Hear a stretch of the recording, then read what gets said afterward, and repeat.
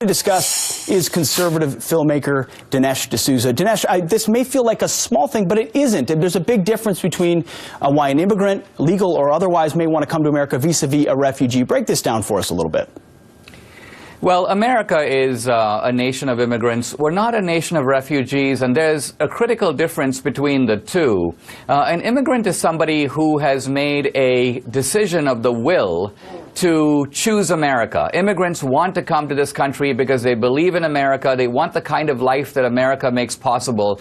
Now, if you think about what a refugee is someone who just wants to get away from some problem, a civil war, a famine, something that's going on in his or her own country. So the difference can be summarized as that the immigrant wants to come here, the refugee simply wants to get out of there.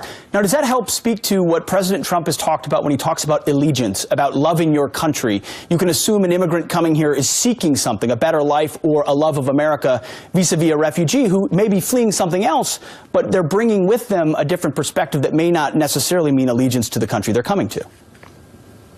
I think that's true. I also think it's much more difficult to vet refugees than immigrants because if you think about it, an immigrant is typically coming from a settled community. They have neighbors, they have documents, they have references.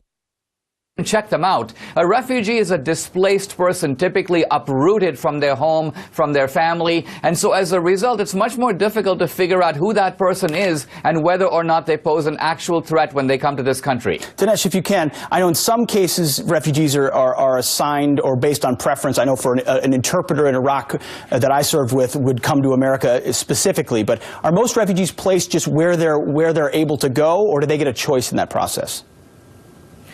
Well, I think the crucial issue here that bears on Trump's travel ban is simply this, and in this case there's no difference between illegal immigrants and refugees. The primary duty of any government is to protect the security of its own citizens. If we go back to the theory of the American founding, that's why we have a government at all, to protect us primarily from foreign and domestic thugs. It's kind of like if someone were to bang at your door at night and say, listen, my car broke down, I'm in distress, you gotta help me. Your decision to help, humanitarian though it may be, is going to be subordinate to the protection of your own family, and it's the same thing here. Sure, you don't necessarily have an obligation to open your door and say, stay in my living room while we figure out what's going to happen. There are any number of different options where you can still be helpful to that particular person.